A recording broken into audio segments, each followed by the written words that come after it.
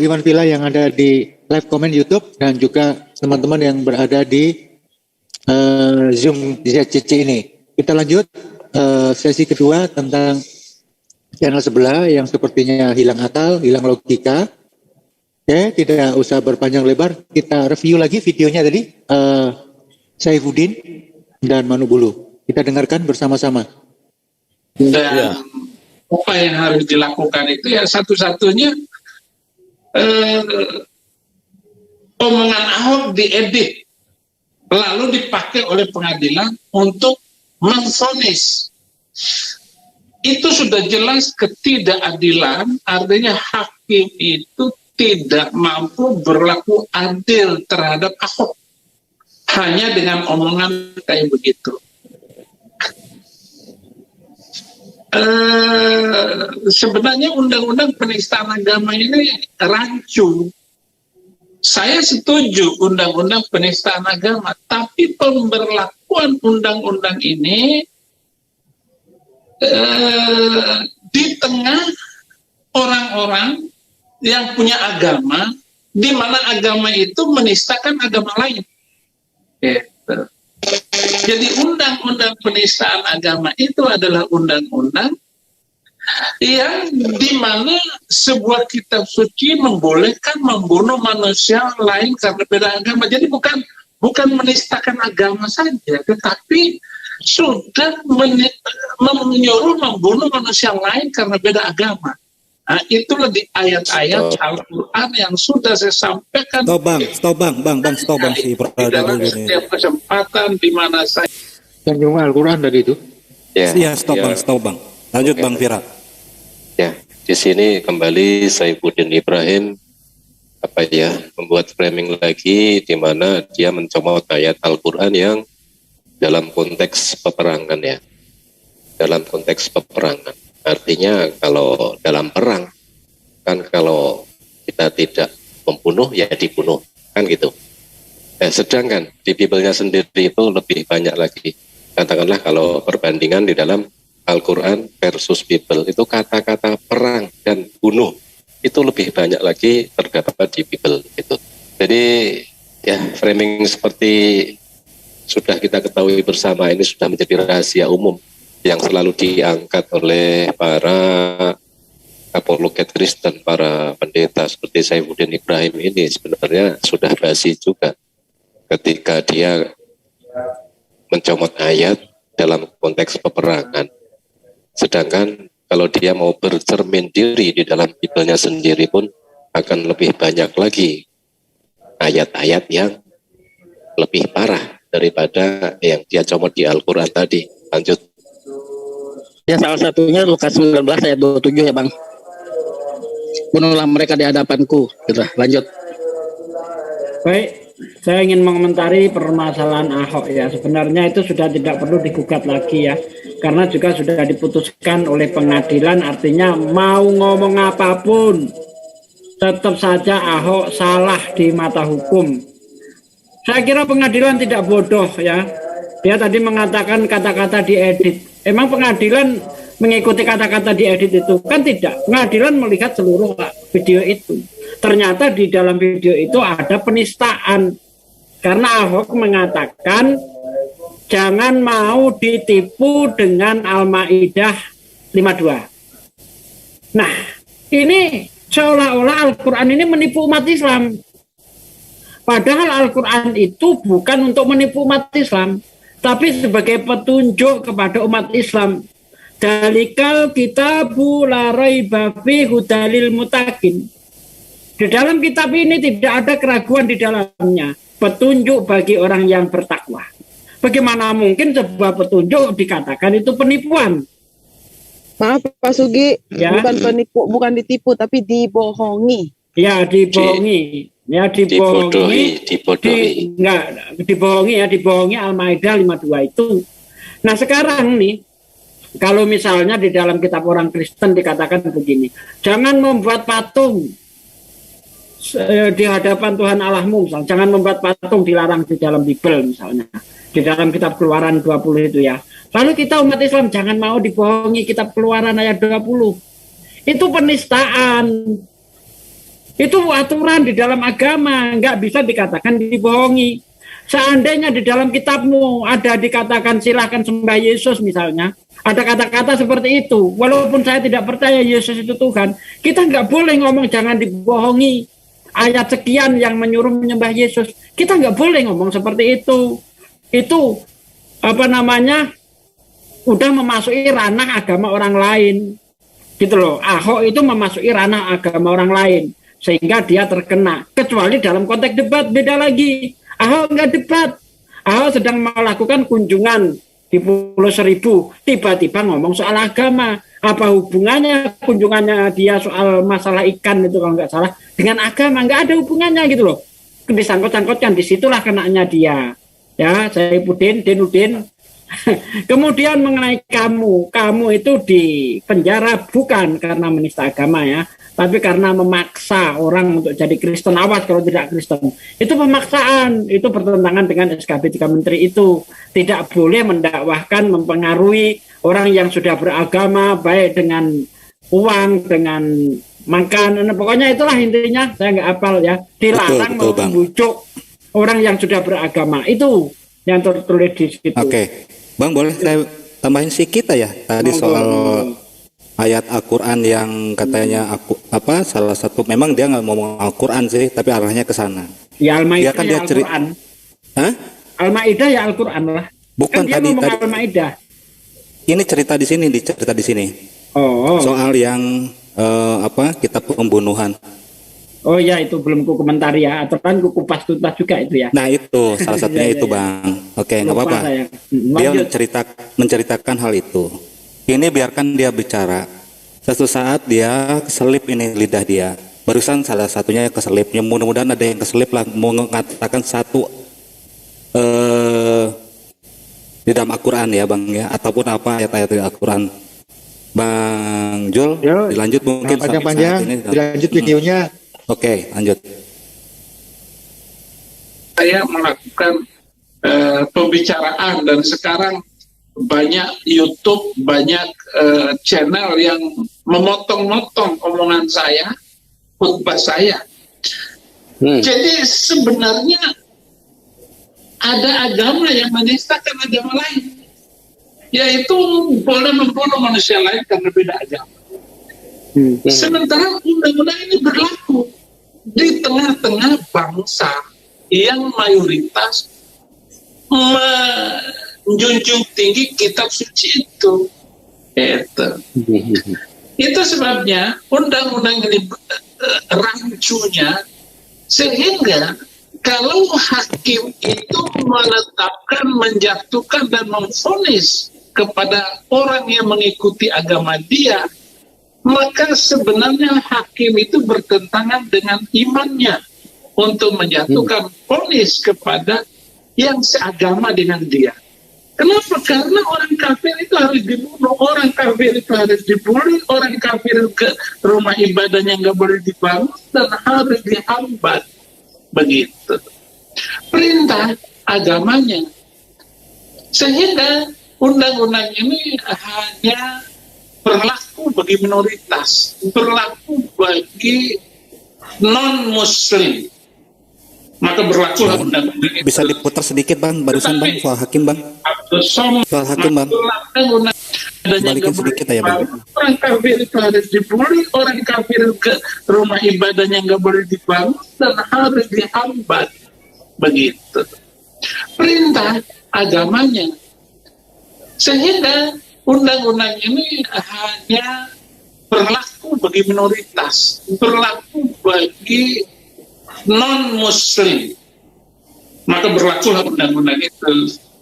Tetapi Abdul Somad yang jelas-jelas menistakan agama dan mengatakan salib itu ada jin kafir. Kemudian Habib Rizik yang mengatakan kalau Tuhan lahir bidannya siapa. Apalagi Yahya Waloni, itu manusia buruk mulut, buruk muka, buruk mulut, sehingga dia seenaknya untuk mengatakan Alkitab itu bukan saja palsu, tetapi isinya bohong, kata Yahya Waloni. Lalu kemarin saya mendengar ada seorang petinggi negara ini yang mengatakan kenapa Yahya Waloni tidak ditangkap, karena kalau dia ditangkap nanti akan ada kriminalisasi ulama. Nah, aneh, semacam pejabat negara berbicara konyol seperti itu. Padahal yang namanya hukum itu harus diberlakukan adil dan kepada siapa saja harus disampaikan. Itu harus diberlakukan. Jangan kepada minoritas, yang mayoritas nggak kena. Tetapi memang mereka melakukan semuanya itu ya nggak salah karena perintah kitab suci. Nah, bagaimana dengan kita? Ya kita ya hanya bisa mengelus dada. Saifuddin Ibrahim karena merasa tidak bersalah, dia tetap melakukan apa yang menjadi perintah Tuhan, menginjil dalam penjara, menginjil siapa saja di dalam penjara, dia lakukan. Memasang tim, memasang orang supaya penginjilan itu berjalan tetap. Kenapa? Karena ini perintah Tuhan yang tidak bisa ditawar. Sementara undang-undang hukum penistaan agama sudah saya terima dengan baik dan tanpa perlawanan sedikit pun. Saya tidak kabur, walaupun saya punya kesempatan untuk kabur, kesempatan untuk meninggalkan Indonesia, tetapi saya harus gentle bahwa seorang penginjil itu harus jujur dan harus menerima apa adanya. Jadi itu yang saya terima ketika dalam penjara itu sebagai warga negara. Kita komentari itu. Ya kamu nggak bisa kabur ya karena kamu nggak punya duit aja. Artinya kamu kan sedang membela temanmu yang ada di luar sana kan. Itu temanmu kamu bela seperti begitu. Nah, kalau ulama-ulama yang kamu katakan itu menista agama kamu, nggak usah repot-repot. Tuntut aja mereka. Pengadilan itu sudah tersedia, tinggal bikin laporan. Sekarang kita buktikan mana yang menghujat di pengadilan. Bukan asal bacot doang. Negara kita negara hukum, bukan negara agama. Ingat itu. Yang lain silakan dikomentari. Baik, aku panjul ya, boleh dikit ya. Yang muda bicara. Yang lainnya agak panjang. Oh ya. Nih, ada 3 poin tadi dibilang ada si Ustadz Yahya Waloni itu satu. Yahya Waloni itu bisa membuktikan bahwa bisa bertanggung jawab atas omongannya. Dia bilang Injil ini palsu, Bible ini palsu. Dia bilang apa dalam pidatonya? Ya gimana gak palsu? Orang ada ayat yang nomornya ada tapi ayatnya kalimatnya nggak ada, kosong. Ada juga ayat yang ditambah-tambahin.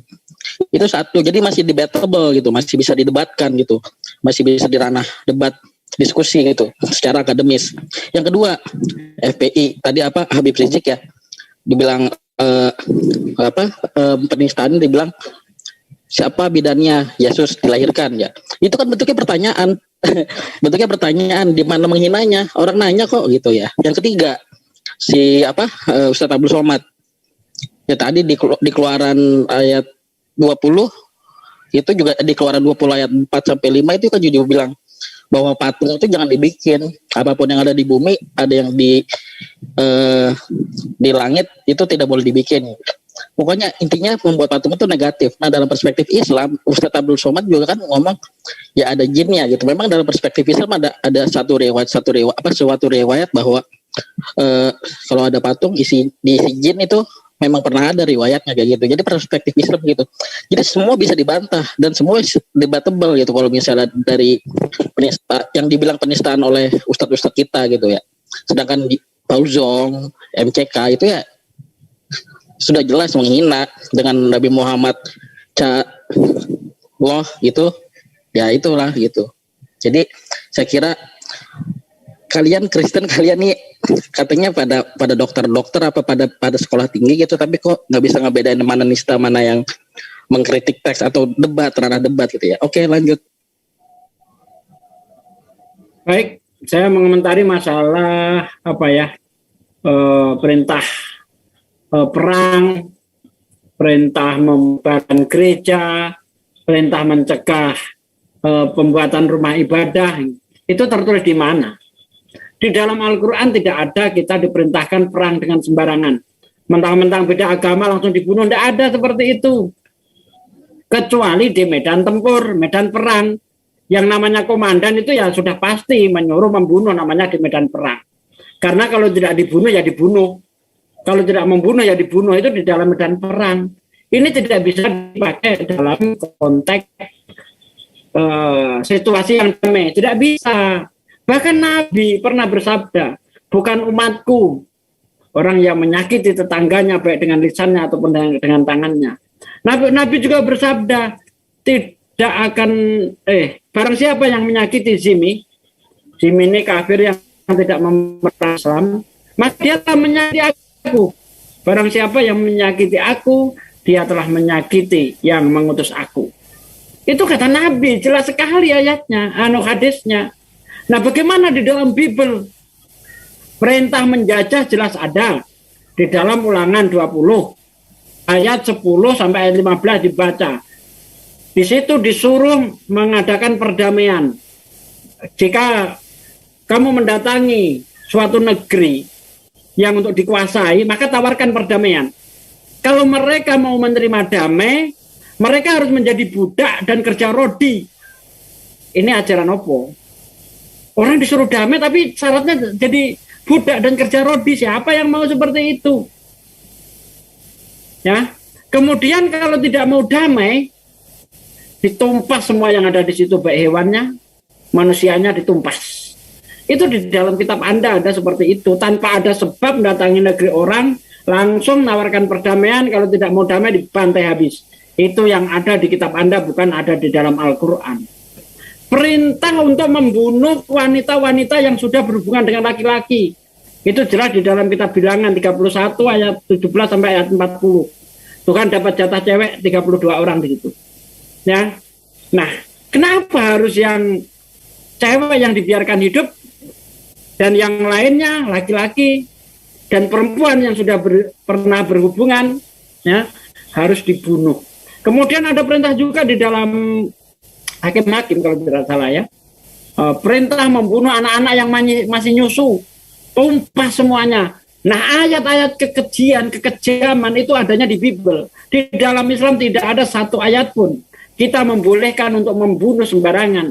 Bahkan di dalam perang pun Islam ini diatur. Tidak boleh menebang pohon, tidak boleh membunuh hewan, tidak boleh membunuh anak-anak, tidak boleh membunuh wanita, tidak boleh membunuh orang tua, ya, tidak boleh merusak tempat ibadah, tidak boleh membunuh para pendeta. Loh, diatur dan tidak boleh berlaku zolim. Misalnya ada orang sudah mati gitu ya, terus dipotong-potong gitu, tidak boleh di dalam Islam. Gitu loh. Islam walaupun perang masih punya aturan. Tidak sembarangan seperti tuduhan itu, boim. Tidak ada dalam Al-Quran. Pantas kamu goblok. Kamu murtad, goblok sih lo soal agama. Coba kalau kamu nggak goblok, ya akan meninggalkan Islam. Lanjut. Saya coba sedikit aja. Ini masih Saiful Ibrahim ya. Perkataan Ahok itu apa? Hanya membalikan sedikit. Jangan pernah mau dibodohi dengan Al-Maidah 51 Bang. Bukan 52 Bang. 51 ya? Lupa saya. Ya, itu kan. Jangan dibodohin, itu aja perkataannya. Sekarang dia ada mengatakan bahwa di kitab sucinya sendiri ada ayat pembunuhan. Makanya mereka itu membakar dan sebagainya. Ini kalau saya menilai dari segi hukumnya lebih dari si Ahok ini. Terus yang kedua dia masih ngeles bahwa dia tidak bersalah. Saya pasrah saja ya, bagaimana pasrah, dia memang benar.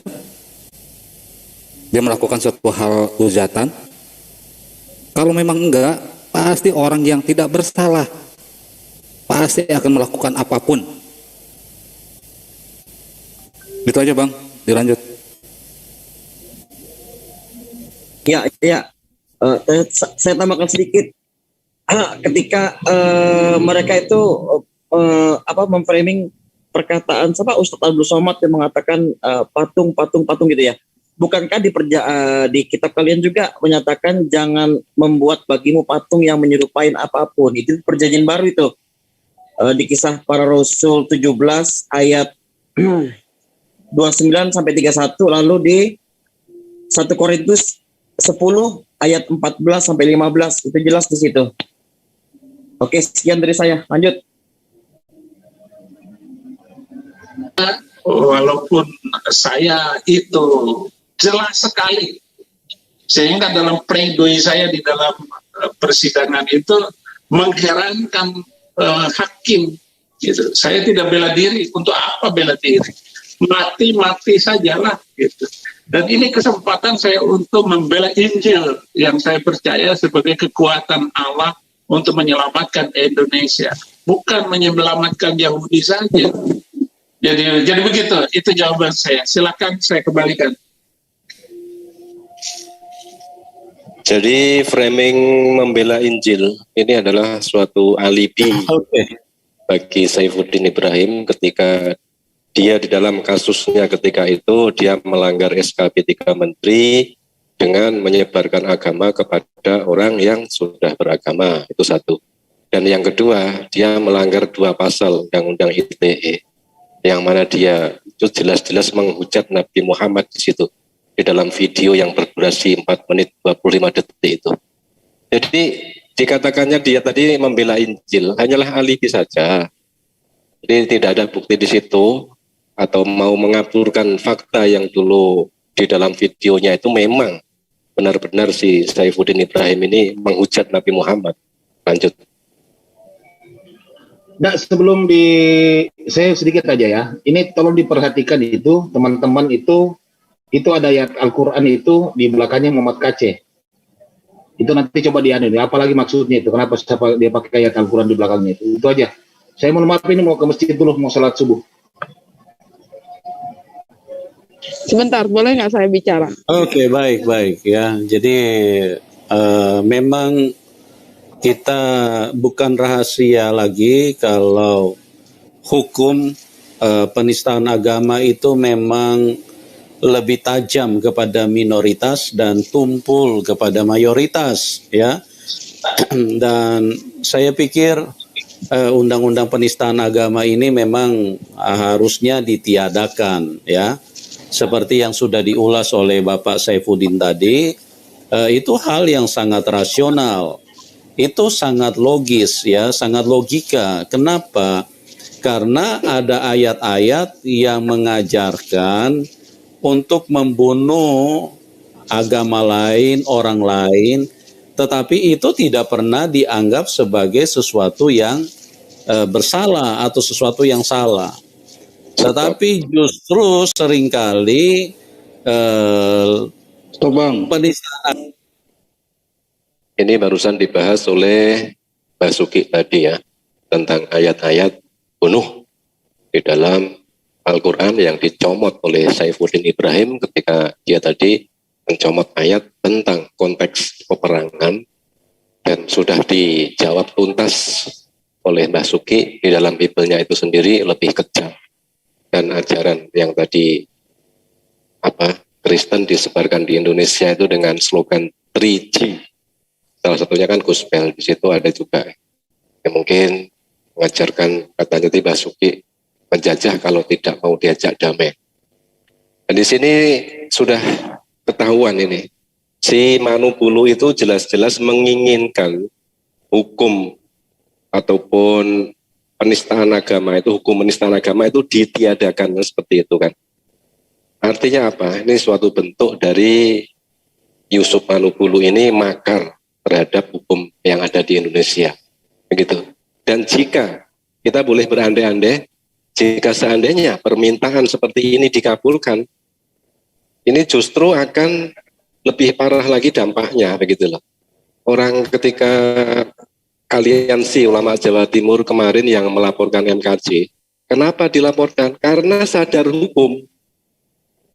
Karena sadar hukum itu justru malah melaporkan. Kalau tidak sadar hukum, itu juga akan berimbas hal-hal yang lebih buruk yang tidak diinginkan menimpa si MKJ. Lanjut.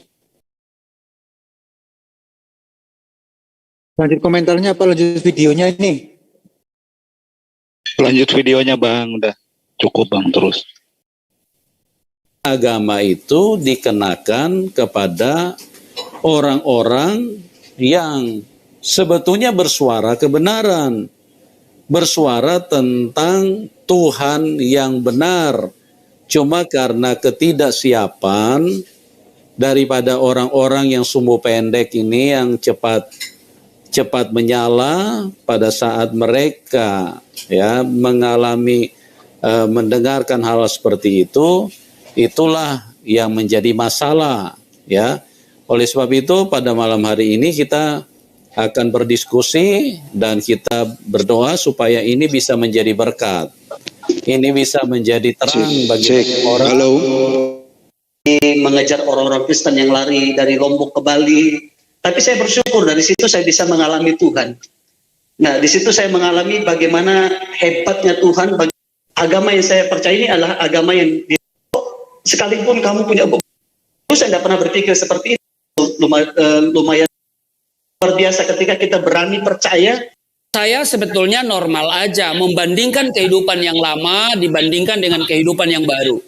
Ini loh sebelum saya jadi Kristen dan ini si gereja.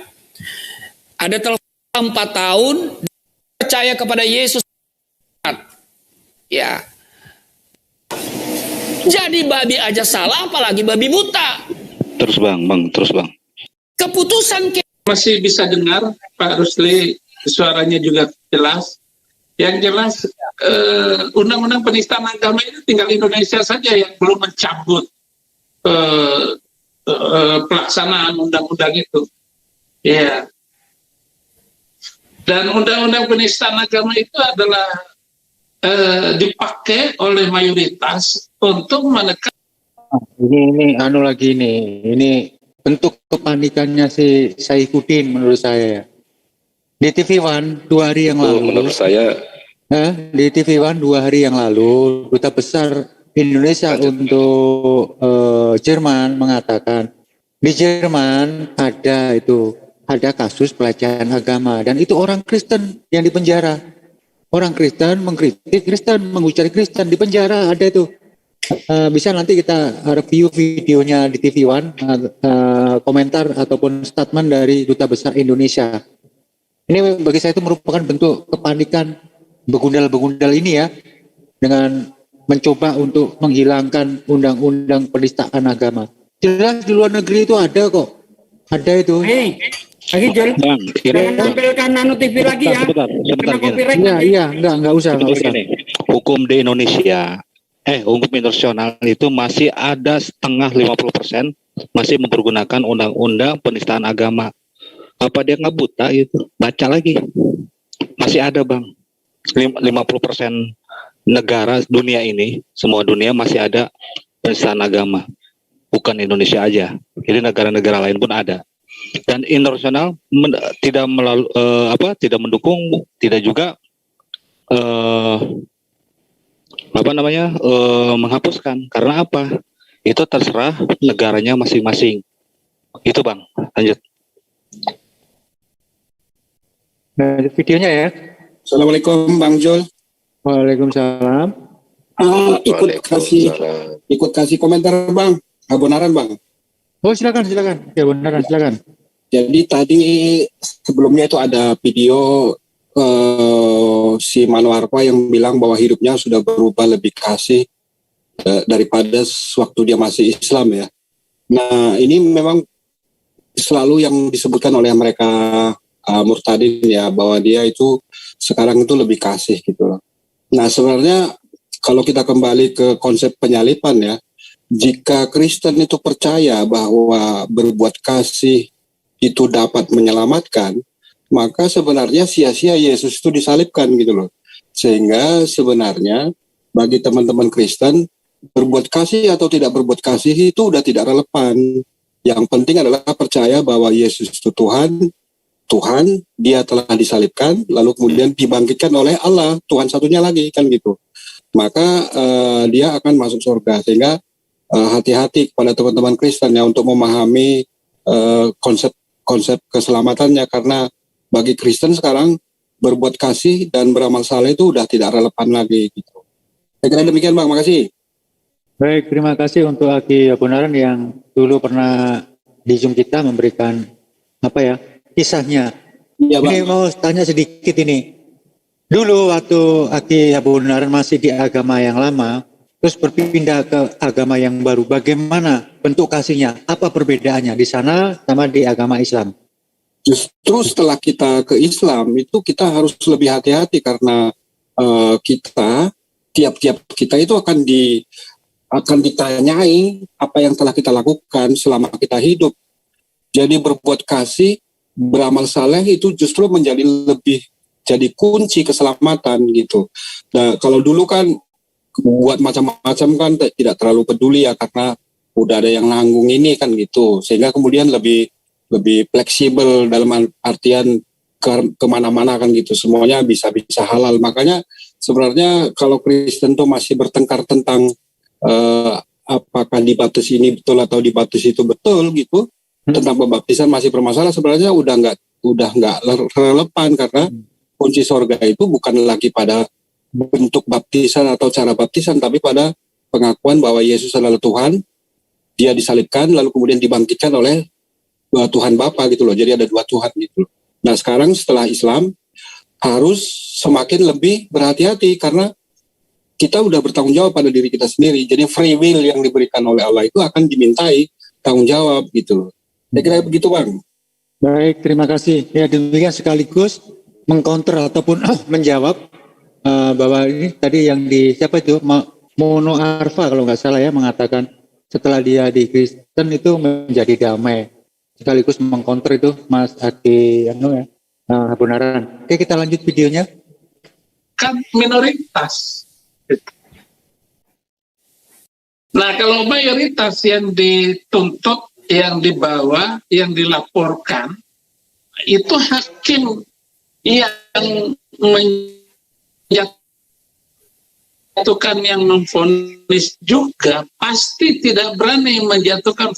Misalnya nanti umpama kalau Yahya Waloni ditangkap begitu, hakim tidak akan berani untuk menjatuhkan vonis kepada Yahya Waloni karena seagama. Itu karena seagama dengan hakim. Dan kalau hakimnya itu agamanya kuat, pasti dia. Ini udah rasis ini. Saiful Ibrahim ini rasis dari tadi tuh rasis dia. Dia rasis karena seagama begini-begini. Gini kita objektif lah, Iwan Filah. Kalau salah ya salah, benar-benar. Di dalam kitab Al-Quran tidak ada itu dikatakan itu ada, itu fitnah. Di dalam kekristenan kalau nggak ada itu fitnah. Hakim sekolah bos. Yang ngasih keterangan itu saksi ahli dari agama masing-masing. Nah sekarang kalau Yahya Waloni dinaikin, saksi ahlinya dari mana? Dari Kristen. Coba sekarang ditanyain ada surat pembunuhan nggak? Ayat pembunuhan ada di situ. Terus mau apa? Tuhan bukan Yesus bukan Tuhan, di situ ada. Di mana coba menyatakan Yesus itu Tuhan? Kan jelas. Yesus disalib ada. Dibunuh iya. Tuhan dibunuh. Kan udah jelas. Ini harus kita objektif lah. Ini untuk umat Kristen ya khususnya. Objektif untuk menilai sesuatu itu. Silakan Bang, lanjut. Yang lain. Ada sedikit Bang. Jadi ini udah termasuk pada penghinaan pada pengadilan ya. Contempt of court gitu. Jadi ini sebenarnya udah masalah besar karena dia menghina pengadilan. Sudah menarasikan, sedang menggiring opini para teman-teman Kristen supaya tidak percaya pada sistem peradilan, dan ini sebenarnya sudah masalah besar gitu. Terus kemudian yang kedua tadi tentang fitnah ini betul. Jadi apa yang disampaikan bahwa kalau Yesus itu bukan Tuhan, memang di Bible Yesus itu tidak mengaku sebagai Tuhan dalam artian God ya. Tapi kalau Tuhan memang ya bisa gitu. Terus kemudian yang ketiga ini teman-teman yang di Kristen tuh mohon perhatian ya. Jadi kalau memang ada masalah tentang Yahya Waloni, laporin aja, jangan takut gitu loh. Karena memang kita ini negara hukum, Terus kemudian jangan pula bersembunyi di balik hukum kasihilah musuhmu, karena hukum kasih musuhmu itu tidak pernah ada di setiap sistem peradilan, karena justru akan melanggengkan perbudakan, melanggengkan penjajahan, dan kemudian merusak tatanan masyarakat. Sehingga jangan bersembunyi di balik hukum kasihilah musuhmu, supaya hanya seolah-olah tampak sebagai agama damai. Kalau memang bermasalah, laporkan saja gitu. Makasih Bang. Baik, terima kasih. Untuk Iman Pila yang ada di live comment dan juga ada di Zoom, segera untuk sahur, karena ini sudah menunjukkan pukul 4 lebih 2 menit. Untuk Indonesia bagian Barat sudah hampir memasuki waktu imsak gitu ya. Jangan lupa untuk berdoa, niat kita untuk berpuasa agar puasa kita itu sah.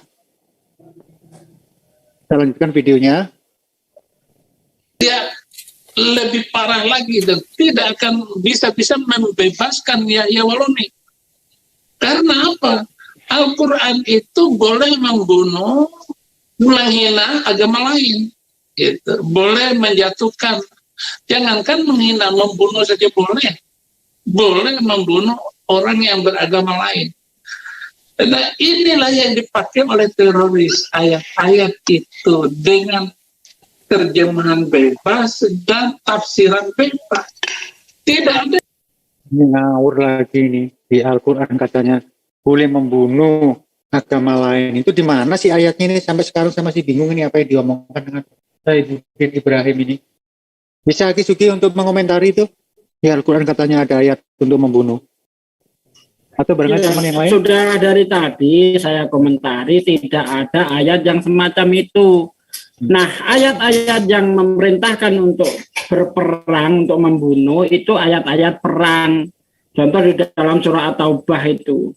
Yaitu karena adanya pengingkaran janji Hudaybiyah, ya, perjanjian Hudaybiyah itu Allah langsung memutuskan perjanjian itu karena orang kafir telah mendahului melakukan pengingkaran terhadap perjanjian Hudaybiyah itu. Gitu loh. Tapi Saifuddin Ibrahim asal main comot ayat, tidak ditunjukkan ayatnya yang mana, main comot begitu saja lalu dikatakan itu Islam membolehkan membunuh orang yang beda agama. Seandainya ada, seandainya betul ada seperti itu dan orang Islam meyakini, habis orang Kristen di Indonesia. Kenapa? Karena orang Islam ini sikapnya terhadap Al-Quran itu sami'na wa ata'na. Aku dengar, aku patuh. Aku dengar, aku laksanakan. Itu sikap umat Islam terhadap Al-Quran. Tidak boleh sami'na wa ata'na. Aku dengar, aku pikir-pikir dulu. Sebagaimana orang kafir, aku dengar, aku pikir dulu. Yang sesuai dengan nafsuku ku ambil, yang tidak sesuai aku buang. Nah, Islam tidak seperti itu. Kalau memang ada perintah bunuh orang di luar agama, bunuh habis. Ya, tidak ada tawar-menawar lagi. Tapi alhamdulillah tidak ada ayat yang semacam itu di dalam Al-Quran. Bahkan Nabi pernah bersabda, barang siapa yang menyakiti Jimmy, dia telah menyakiti aku. Barang siapa yang menyakiti aku, dia menyakiti yang telah mengutus aku. Jelas ayatnya itu, masih diprinter juga. Ya, mudah-mudahan tidak ada orang yang bodoh yang bisa ditipu oleh perlu saya tambahkan juga Aki-Suki. Ini kalau ayat itu andai kata itu benar, meskipun itu nggak benar ya. Andai kata ada, meskipun itu nggak ada. Ya kamu itu loh masih hidup, masih bisa ngoceh di sini, masih bisa bernafas, masih bisa makan, masih bisa berjalan. Padahal kamu sudah diputuskan salah oleh negara. Negara itu yang memutuskan salah. Kalaupun itu di Al-Quran ada ayat yang membunuh orang-orang seperti kamu, apa kamu bisa hidup sampai sekarang ini? Ya, ini sebagai bahan perenungan untuk teman-teman yang lain, bahwa orang ini yang bernama Saifuddin ngomongnya itu asal jeplak, asal ngawur, sehingga omongan-omongan begini itu menimbulkan konflik. Justru dia yang menimbulkan konflik. Dia mengutip ayat di Al-Quran tanpa basic ataupun tanpa kejelasan yang sangat jelas. Dia mempelintir. Nggak ada itu di Al-Quran ayat-ayat yang mengatakan diperintahkan untuk membunuh kaum kafir ataupun orang-orang selain orang Islam. Itu sih pendapat saya. Yang lainnya? Bang, tambahan dikit Bang. Jadi yang pertama, ada kajian tentang kekerasan di kitab suci di Amerika sana ya. Jadi kesimpulan mereka adalah justru kekerasan itu lebih banyak di Bible daripada di Al-Quran. Itu yang pertama. Yang kedua, sejak kejadian bom BTC 9/11 yang itu adalah awal dari populernya terorisme Islam, justru di Amerika Serikat sana ada banyak orang yang mempelajari Quran dan kemudian mereka itu jadi mualaf. Itu di Washington Post itu ada beritanya gitu.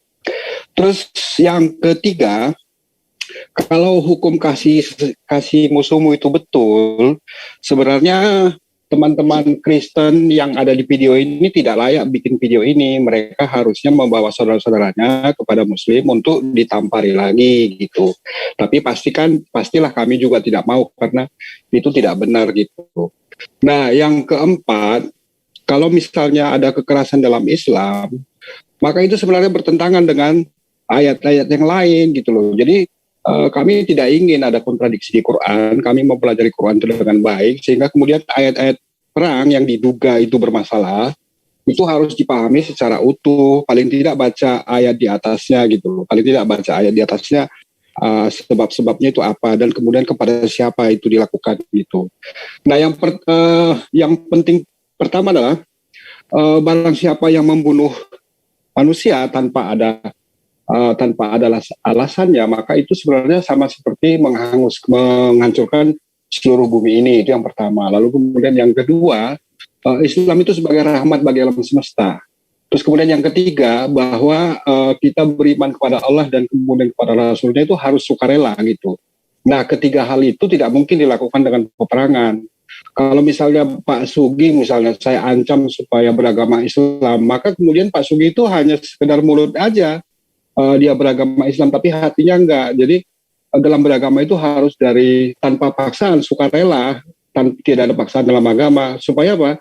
Supaya memang dia sadar melakukan apa yang diajarkan agamanya menurut akalnya, menurut pikirannya, tanpa ada paksaan gitu. Makasih Bang. Baik, terima kasih untuk komentar dari Mas Abunaran.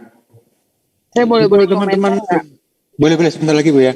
Untuk teman Iwan Villa yang ada di live comment itu tim Google kan sudah menghapus itu.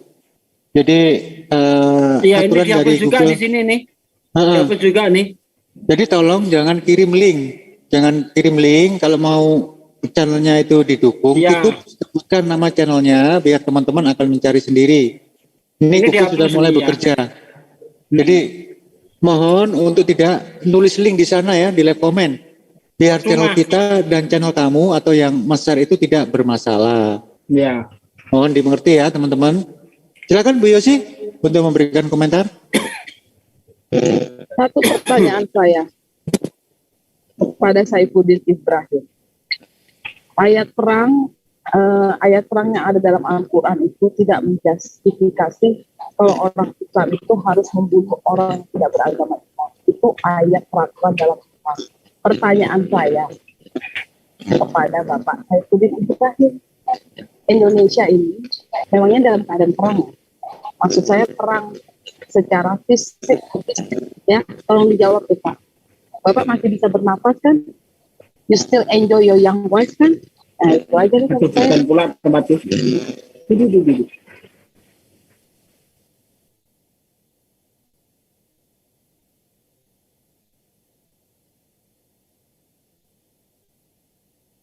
Sudah Pak Jul, itu aja dari saya. Lanjut Pak Jul videonya. Oke, kita lanjut videonya.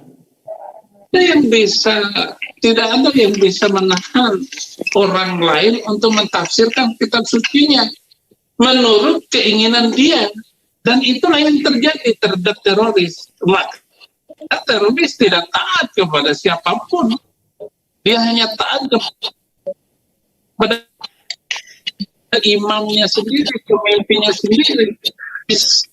Dia hanya taat dengan imam besar mereka, khalifah mereka, Abu Bakar al-Baghdadi di Irak sana. Itu adalah khalifah mereka hari ini. Kita mohon. Ini soal ISIS Bang. Mungkin Pak Jokowi atau siapapun yang berkaitan dengan ini, dengan hukum ini, agar merenungkan kembali undang-undang penistaan agama itu berlaku di tengah sebuah agama yang menyuruh membunuh manusia lain karena beda agama. Maka kita harus saya nggak tahu bagaimana untuk melawan undang-undang ini. Oke, kalau saya setuju dengan undang-undang ini, tetapi kalau berlaku di tengah-tengah Al-Quran dan orang-orang yang membaca kitab sucinya seperti itu, maka ya sia-sia. Minoritas lagi yang ditangkap. Misalnya Meliana yang ada di Medan sana, itu harus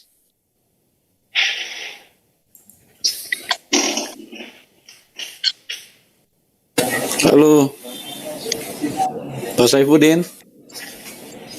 Ini nih, masa berubah sendiri keluar sendiri dari channel, aneh. Duh, kurang ajar. Ya saya sih malah.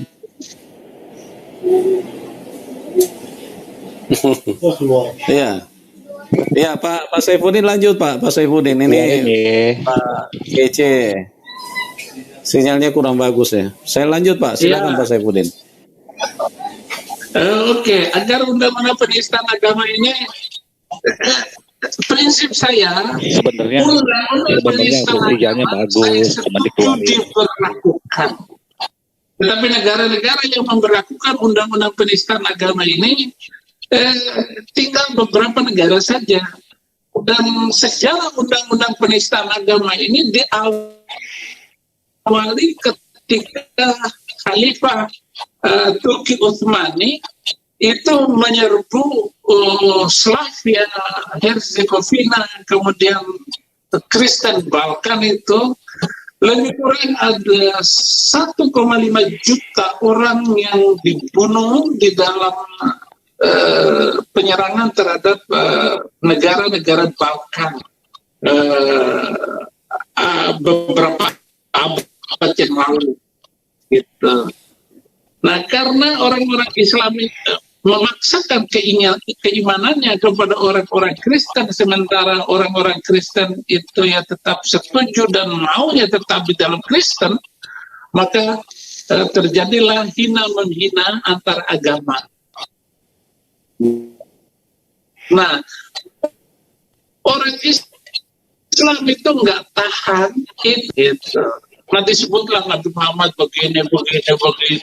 Marahlah mereka. Maka dibuatlah undang-undang penistaan agama itu pada zaman Turki Utsmani supaya orang-orang Kristen tidak menghina agama Islam.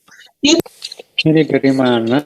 Ini itu ngawur di Turki masuk ke Indonesia gara-gara Turki ada undang-undang penistaan agama. Ini ngawur banget ini orang ini. Nggak masuk akal ini. Pak Zul, saya minta itu kalau di live itu tolong mukanya Yusuf ya sama Saifuddin Ibrahim sama ini tolong ditutup deh Pak Zul. Enak saya lihat. Jangan deh. Tinggal geser HP-nya, digeser ke kiri, hilang kok. Sudah tidak ada lagi. Yesus Kristus mengajarkan. Ini enggak apa ini, enggak ada manfaatnya ini. Kita bikin statement bagaimanapun ini udah ngawur kok orang ini, yang jelas ngawur ini. Oke, kita tutup aja ya videonya ini. Yang ini video yang ini loh, share screen-nya. Karena nggak ada gunanya ini. Tutup aja kita review aja. Review aja langsung. Silakan Ustadz Sugi. Melek saya juga ngelihatnya kok. Ini kapan saya resen ini? Apa resen? Lanjut Ustadz Sugi. Itu yang menghapus, bukan saya, itu yang menghapus Google itu. Kamu yang gitu salah paham tuh. Dilihat aja itu di komentar. Yang menghapus siapa? Itu ada keterangannya kan? Coba cek lagi. Oke, yang lain? Ada yang menambahkan? Ati Budangon, silakan.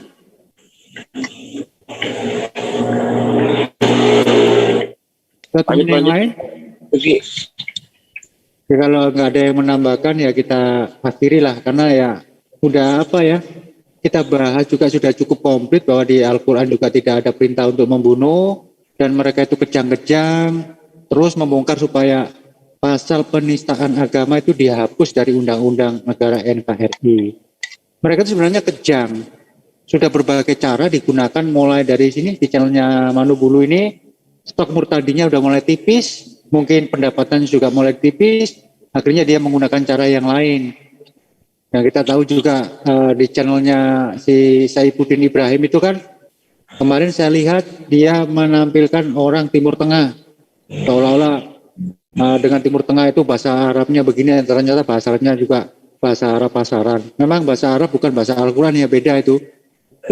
Mereka tuh panik, kejang-kejang, terus ya seperti orang yang kebingungan, orang panik, di depan mata ada jurang ya dilompatin aja, nggak taunya itu jurang yang sangat lebar, akhirnya kecemplung juga dia ini. Itulah gambaran saya kepada mereka yang telah membuat live di YouTube dengan narasi penista agama masuk penjara, Muslim masuk, Kristen bertambah banyak. Ini kan bagi saya judulnya aja, bagi saya itu lucu. Sekarang dihitung aja, kalau Muslim masuk ke Kristen banyak, ini sampai sekarang itu Muslim masih terbesar di Indonesia. Udah berapa tahun Muslim Kristen di Indonesia? Sampai sekarang kita bisa. Inilah benteng kita. Semoga teman-teman di luar sana juga tetap memperkuat keimanan kita. Jangan sampai orang-orang yang kayak begini nih bisa menguasai negara kita atau menguasai mayoritas di negara kita. Barangkali ada yang mau menambahkan ini? Sedikit aja Bang. Ini soal Manuk Bulu ya. Bentar. Soal Manuk Bang Firati nanti close-nya ya. Begini, ini Manuk Bulu membawa MKC tadi ya. Kenapa MKC nggak ditimbulkan? Satu, kenapa? Kalau toh memang dia ini kan lagi dilaporkan, kalau salah satunya dia menyediakan tempat untuk si MKC atau Paul Jong, berarti sebenarnya secara undang-undang ini dapat menyediakan tempat loh para penjahat-penjahat ini. Saya bilang penjahat aja, memang penjahat ya. Terus kedua, dia tetap berdalil bahwa undang-undang penistaan agama ini untuk mayoritas, menceritakan tentang Turki. Tapi dia nggak pernah sadar dulu zaman VOC, zaman pemerintahan Belanda, undang-undangnya bagaimana? Coba, sama semua, malah lebih parah. Harus yang tidak menerima biblos atau biblos itu harus jadi disebut mengkhianat. Yang lebih parah yang mana coba? Coba cari sejarah lagi Saifuddin Ibrahim. Mohon maaf ya, ini kasihan juga Saifuddin Ibrahim. Alhamdulillah anak-anaknya masih Muslim. Itu aja Bang, supaya jelas saja secara hukum. Lanjut. Baik, yang lain silakan. Tambahan Bang Jo, Silakan. Saya share screen ya Bang ya. Silakan. Supaya lebih keren gitu Bang.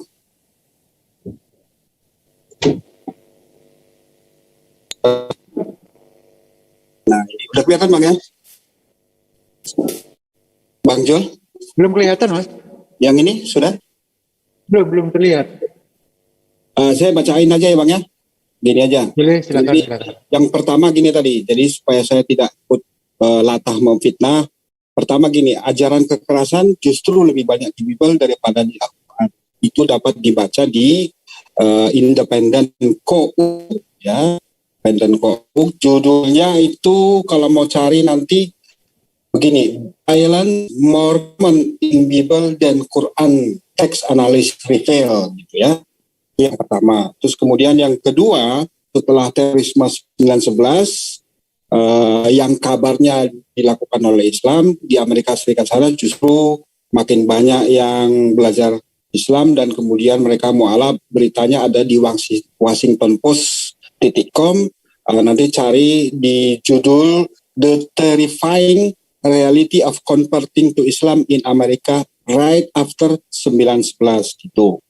Terus kemudian di Universitas Harvard itu justru telah mengutip beberapa ayat Quran dan mengakui bahwa Al-Quran sebagai salah satu ungkapan terbaik untuk keadilan. Itu dapat dibaca beritanya di kasana.republika.co.id ya. Terus kemudian berikutnya, bila diterapkan secara baik dan benar, maka ajaran Yesus Matius 5:39 dan 5:44 itu kasihlah musuhmu dan tampar pipi kiri, tampar pipi kanan, itu justru akan melestarikan penjajahan, perbudakan, serta menghancurkan peradaban gitu. Lalu kemudian menurut Paul Tyre ya, beliau pernah menyebut begini, Christianity is the most ridiculous, the most absurd, and bloody religion that has ever infected the world. Terus kemudian menurut Friedrich Nietzsche, Christianity remain to this day the greatest misfortune of humanity. Itu Pak, makasih Bang. Terima kasih kembali. Monggo yang lainnya saya boleh sedikit Pak D. Habis Pak Viral saya ya. Silakan. Jadi beberapa poin yang bisa saya simpulkan dari dua review atau dua reaction video ini tadi, di antaranya ada mereka ini seolah-olah melempar batu sembunyi tangan dengan membela yang salah. Justru mereka tidak mau introspeksi. Ketika suatu hukum itu dibuat, maka ya harus ditaati. Ketika suatu perbuatan itu tidak mau dia konsekuensi ya, tidak konsekuen dengan apa yang telah mereka ucapkan, apa yang telah mereka lakukan, ya jangan dilakukan. Sebenarnya simpel saja. Jadi di sini jelas sekali. Mereka malah ngelunjak dengan menuntut dan menginginkan hukum undang-undang tentang penistaan agama itu dihapuskan. Ini jelas sekali. Ingin makar di sini. Makar dengan hukum yang ada di Indonesia untuk melindungi para penista-penista ini. Ini suatu membela yang salah, tetapi dengan tanpa ilmu, membabi buta malah justru menyalahkan hukumnya. Begitu. Dan dari thumbnail Manubulu, ini cacat logika sekali karena apa?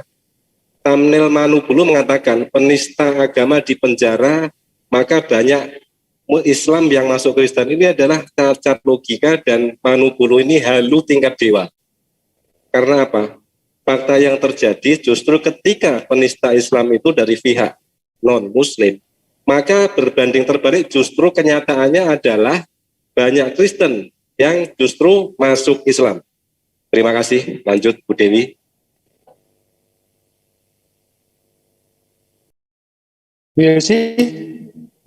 Oh, ya Allah, saya udah ngomong, ngoceh, tahu-tahu ternyata saya mute. Oke.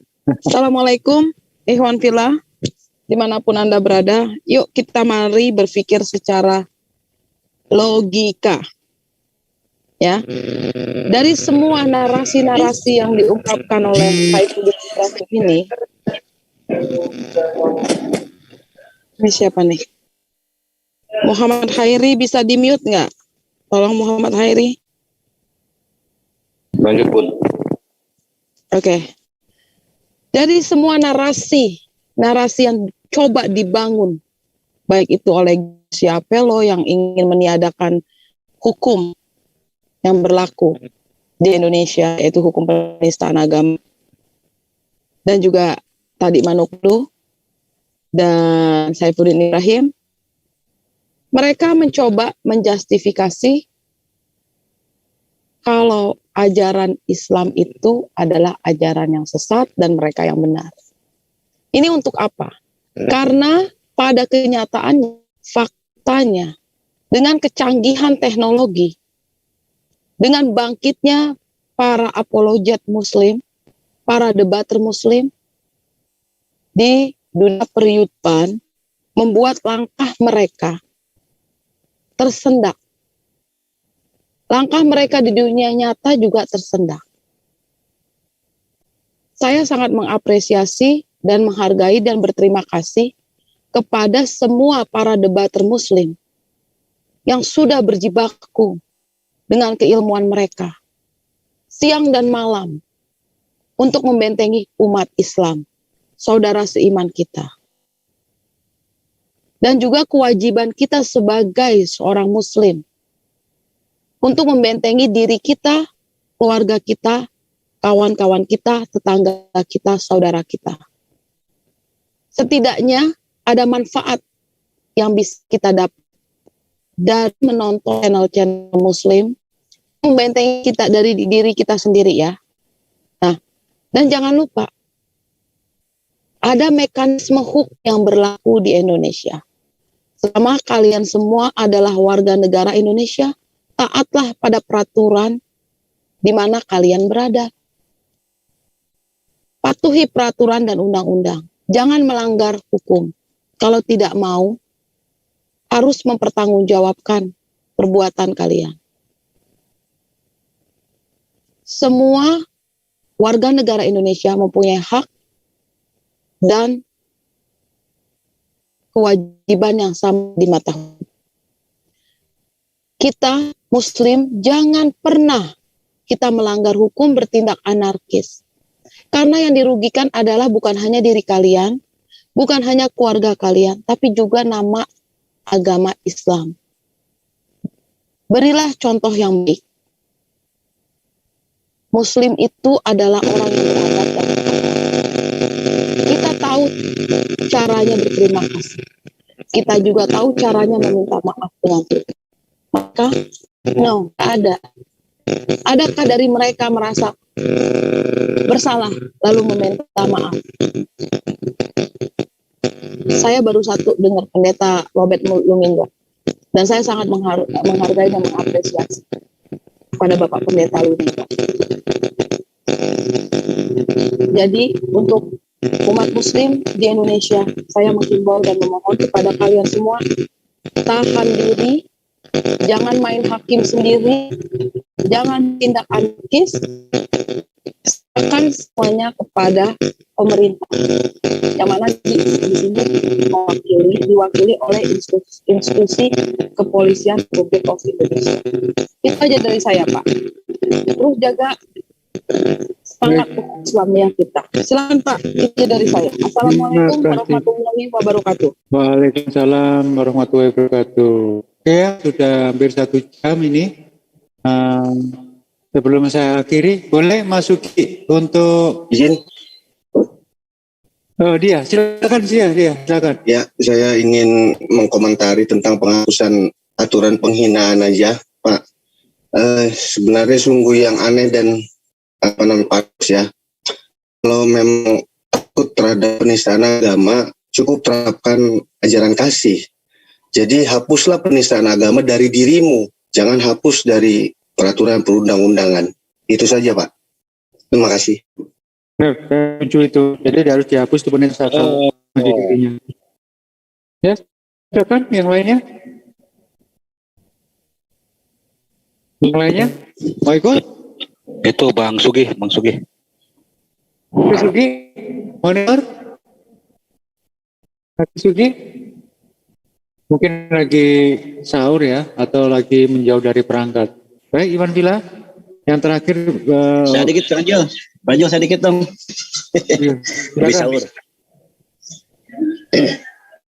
Kepada umat Islam, insya Allah telah memilih kita untuk jadi orang yang terbaik, orang adil, orang tahan, yang tak bersabar dalam suka duka, dalam menegakkan kalimat Allah. Kita hari ini diselamatkan oleh Allah dengan hadirnya makhluk-makhluk terkutuk.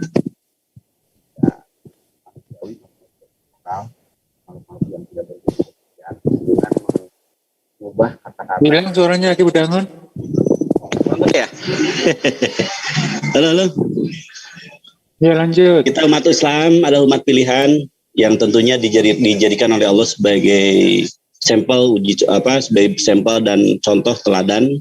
Rasulullah telah begitu paripurna memberikan teladan kepada kita dan tetaplah menjadikan Rasulullah sebagai teladan bagi kita.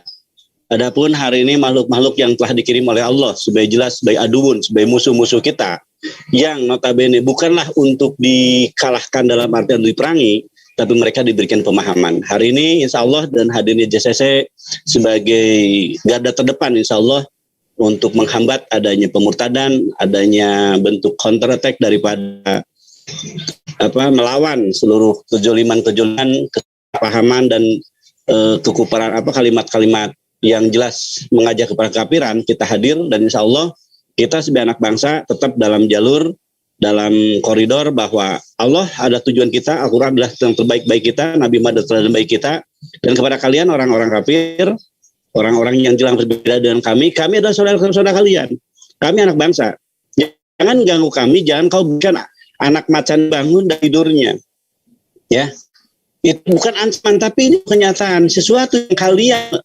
merogoh, mencubit kami tidak bisa diam terusnya gitu, ya.